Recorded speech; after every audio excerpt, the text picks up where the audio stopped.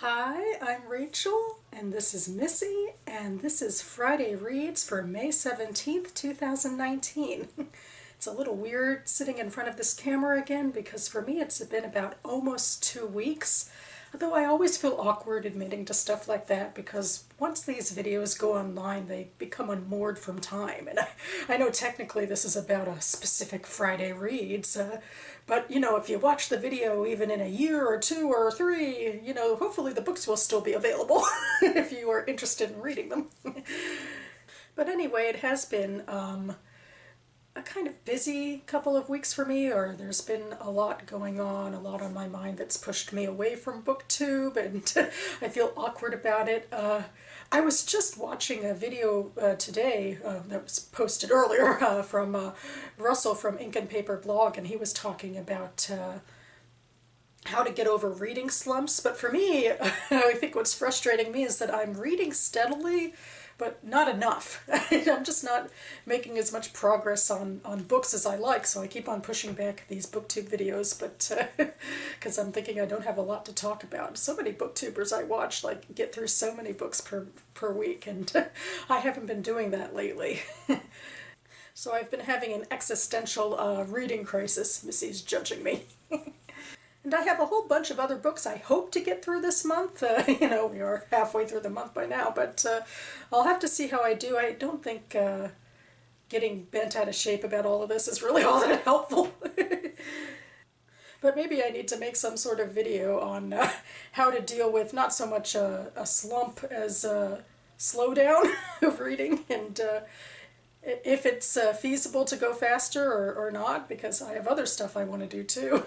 Anyway, I do in fact have some books to talk about, so I figured I'd get to it. I think when last I left off on these videos I was still finishing up a biography of Zelda Fitzgerald called ZELDA by Nancy Milford, which I finished and I thought was really wonderfully done, and it gave such dimension and empathy to both Zelda and to her husband, F. Scott Fitzgerald.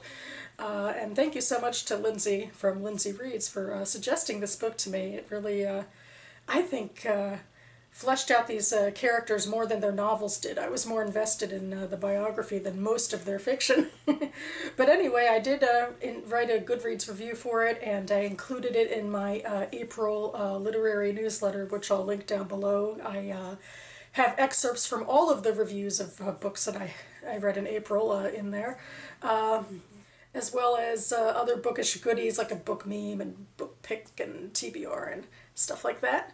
This is my first official read of May. This is ARIEL SAMSON, Freelance Rabbi by MaNishtana. He is a Black Orthodox rabbi, and I decided to pick this book up as part of my Jewish fiction published in 2018 reading list. And I'm glad I did. I wanted to get the perspective of Jews of color, especially, well, in this case, of African American Jews. This book chronicles a year in the life of Rabbi ARIEL SAMSON, who is an Orthodox rabbi born of two Jewish black parents, trying to make his way in the world where he doesn't fit in so much in either camp, mostly because of human prejudice about, you know, who's a Jew and what does it mean to be black. He is winning this award for innovation within a Jewish sphere because he became a rabbi of a synagogue and sort of brought it back to life out of the ashes, and it's especially, you know, just a boon to the community. And so we go back to this speech every now and then in the novel where he is dealing with microaggressions about people saying, hey, wait, how can you be a rabbi, even at this event where he's being honored, and also with major aggressions by a couple of fictionalized Jewish people who, you know, are against him and don't like what he stands for, basically, his challenging of their ideas of Judaism.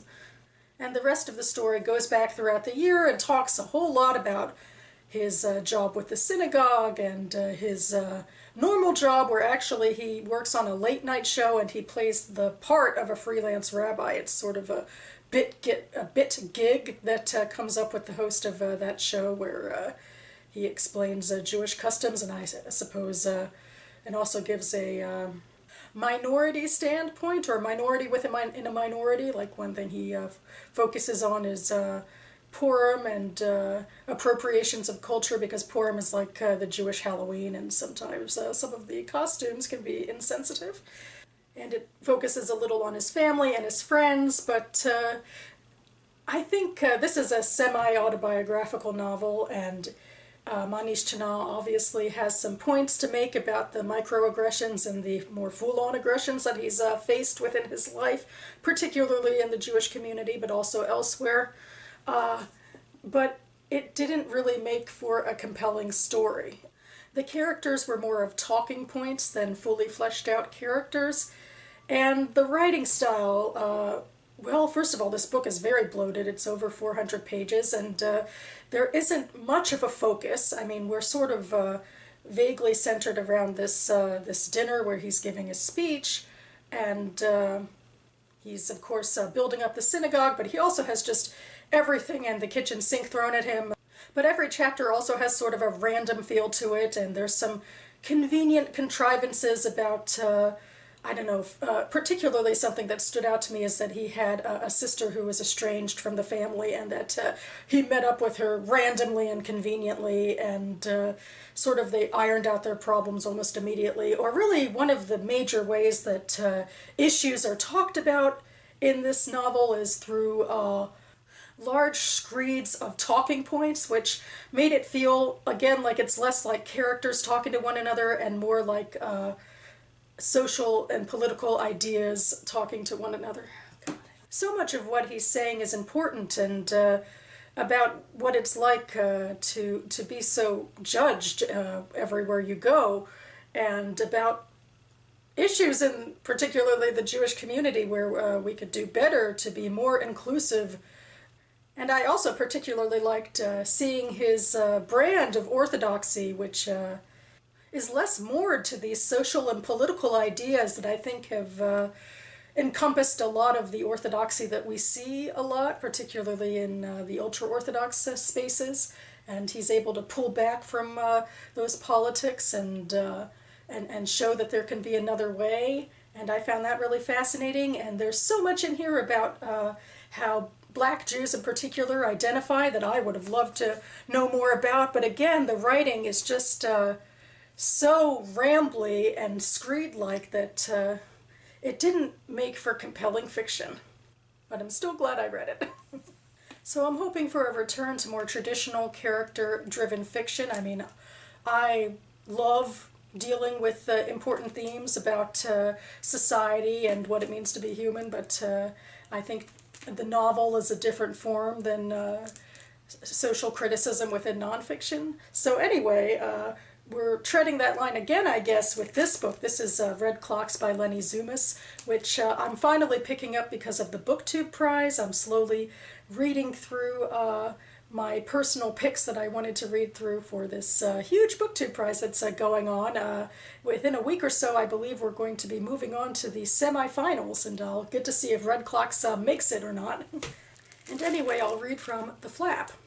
In this ferociously imaginative novel, abortion is once again illegal in America, in vitro fertilization is banned, and the Personhood Amendment grants rights of life, liberty, and property to every embryo. In a small Oregon fishing town, 5 very different women navigate these new barriers alongside old questions surrounding motherhood, identity, and freedom. Roe, a high school teacher, is trying to have a baby on her own while also writing a biography of Ivor, a little-known 19th century female polar explorer. Susan is a frustrated mother of 2, trapped in a crumbling marriage. Maddie is the adopted daughter of doting parents and one of Roe's best students, who finds herself pregnant with nowhere to turn. And Jin is the gifted forest-dwelling herbalist, or mender, who brings all of their fates together when she's arrested and put on trial in a frenzied modern-day witch hunt. Red Clocks is at once a riveting drama whose mysteries unfold with magnetic energy, and a shattering novel of ideas. In the vein of Margaret Atwood and Eileen Myles, Leni Zumas fearlessly explores the contours of female experience, evoking The Handmaid's Tale for a new millennium. This is a story of resilience, transformation, and hope in tumultuous, even frightening times. So yeah, you can see how this is somewhat similar to the last book, which wanted to delve into micro and major aggressions within the Jews of color community. This one is dealing with the rights of women as abortion seems to be inching closer and closer off the table. This is quite the time to be picking up this book, given recent national news, or at least news out of specific states in my country, which is quite disturbing and seems in line with this book. And yet, as a novel, I'm hoping that these characters feel fleshed out and relatable. I mean, I'm all on board for a novel of ideas, but if the characters don't feel like real people living real lives, then I think it does a disservice to the subject. So I'll have to see how this does. And next on the docket, because I'm hoping to move quickly from now on, is this book. This is Cottonmouths by Kelly J. Ford. I'm picking this up in part because a year ago I went to the Gaithersburg Book Festival, which I am going back to tomorrow, and I got this book signed, so I want to get around to reading it already. This is a Southern fiction book about crime and gay life in the South. It reminds me a bit of Sugar Run, which was published earlier this year, and I read it once I got it out of the library. In fact, I picked up Sugar Run because it reminded me of Cottonmouths, and I was hoping to sort of think of these books in tandem, but I'm finally getting around to reading Cottonmouths, and I'm hoping for good things. So that about covers it for me now. Like I said, on Saturday, or technically the day this is posting, I will be at the Gaithersburg Book Festival, and I will hopefully be vlogging a little bit of the experience. And I still want to do that Star Wars video that I talked about in my last video. It's getting up a little later than I hoped, but it's still on the docket. And I'll be doing a BookTube prize video this month for Red Clocks and two of the other books that were in its Octafinals group list, comparing and reviewing those books together, and I'll have Friday reads, and hopefully getting right back on track with this channel, like I was never gone. So thanks so much for watching, everyone.